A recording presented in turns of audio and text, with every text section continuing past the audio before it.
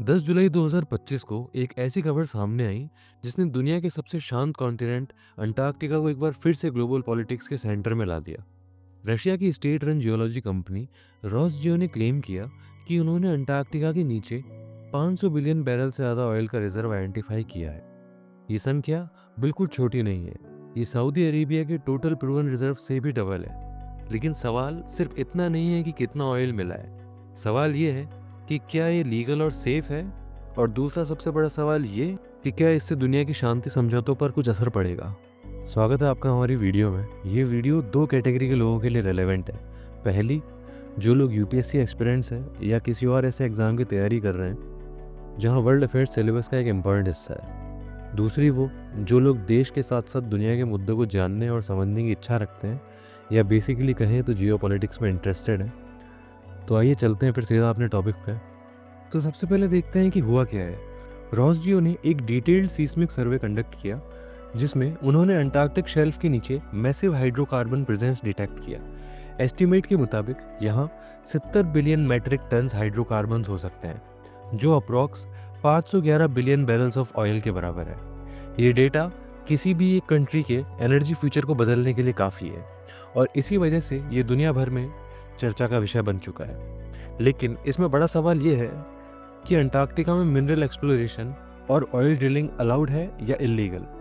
इस मूवमेंट पर हमें वापस जाना होगा 1959 में, जब अंटार्कटिक ट्रीटी साइन हुई थी। इस ट्रीटी के तहत 12 फाउंडिंग कंट्रीज ने डिसाइड किया था कि अंटार्कटिका सिर्फ पीसफुल पर्पसेस और साइंटिफिक रिसर्च के लिए यूज़ होगा। Military activity, nuclear testing, mineral exploration, ये सब कुछ वहाँ पर स्ट्रिक्टली बैंड है। उन 12 कंट्रीज में से रशिया भी एक था जिसने इस ट्रीटी पे साइन किया था। तो लीगली ना तो कोई कंट्री अंटार्कटिका में ड्रिलिंग कर सकती है, ना रिसोर्स एक्सट्रैक्ट कर सकती है। लेकिन यहाँ एक लूप होल है। ट्रीटी में सीस्मिक सर्वे जैसे एक्टिविटीज़ साइंटिफिक रिसर्च के नाम पर अलाउड है और इसी का फ़ायदा रशिया ने उठाया। उनका कहना है कि उनका ये काम साइंटिफिक रिसर्च के अंडर आता है और पूरी तरह लीगल है। ये एक तरह से कहें तो रूल्स की बाउंड्री को टेस्ट करने वाली स्ट्रेटेजी है। अब यहाँ ये समझना ज़रूरी है कि ऑयल रिजर्व का मतलब ये नहीं होता कि ऑयल मिल गया या निकल भी गया। प्रूवन रिजर्व का मतलब होता है कि इतना तेल ज़मीन के नीचे कन्फर्म्ड है और आज की टेक्नोलॉजी के साथ एक्सेप्ट किया जा सकता है जब ज़रूरत हो।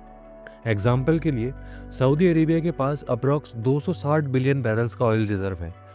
वो हर साल लगभग 3 से 4 बिलियन बैरल्स ऑयल निकालते हैं। इसका मतलब ये कि सऊदी अरेबिया के पास आने वाले 60 से 70 साल का ऑयल रिजर्व है। तो अगर रशिया का अंटार्कटिका क्लेम सही है तो ये एक सिंगल रीजन में दुनिया का सबसे बड़ा ऑयल रिजर्व बन सकता है। अंटार्कटिका हिस्टोरिकली एक न्यूट्रल जोन रहा है, लेकिन पिछले कुछ दिनों में कई कंट्रीज़ ने यहाँ साइलेंटली अपनी प्रेजेंस बढ़ाई है। इस टेंशन की शुरुआत पहले भी हो चुकी है। जैसे अगर हम देखें तो 1988 में CRA-MRA ट्रीटी प्रपोजल, जिसके तहत ऑस्ट्रेलिया, यूके और फ्रांस ने एक ड्राफ्ट ट्रीटी बनाई थी जिसमें अंटार्कटिका में लिमिटेड मिनरल एक्सप्लोरेशन अलाउ करने की बात थी। लेकिन ग्लोबल एनवायरनमेंट बैकलैश के बाद ये कभी इम्प्लीमेंट नहीं हुई। उस वक्त बाकी कंट्रीज़ का कहना था कि अगर ये शुरू हुआ तो अंटार्कटिका भी एक गल्फ बन जाएगा। इसके बाद 2005 में चाइना ने अंटार्कटिका में साइंटिफिक बेसिस और एयर स्ट्रिप्स बनाए। उस वक्त भी इन्हें ये कह के क्रिटिसाइज़ किया गया कि ये सिर्फ रिसर्च नहीं बल्कि इनकी एक लॉन्ग टर्म टेरिटोरियल प्रिपरेशन है। उसके बाद 2020 में रशिया और चाइना सीस्मिक सर्वे स्टार्ट करते हैं और चाइना ने ग्रेट वॉल स्टेशन एक्सपैंड किया। इन सभी डेवलपमेंट्स ने ट्रीटी की न्यूट्रलिटी प्रिंसिपल को अंडरमाइन किया और अब 2025 में रशिया ओपनली क्लेम कर रहा है कि उन्होंने ऑयल रिजर्व आइडेंटिफाई किया है और ये टेंशन्स और ज़्यादा बढ़ चुकी है। अब ये देखना होगा कि बाकी दुनिया का इस पे क्या रिएक्शन होता है। क्या ये रूल सर्वाइव करेंगे या ऑयल के लिए अंटार्कटिका भी एक नई जियोपॉलिटिकल अड्डा बन जाएगा, ये तो आने वाला वक्त ही बताएगा। तब तक ऐसे ही इन्फॉर्मेटिव वीडियोस के लिए देखते रहिए हमारा चैनल। Thank you.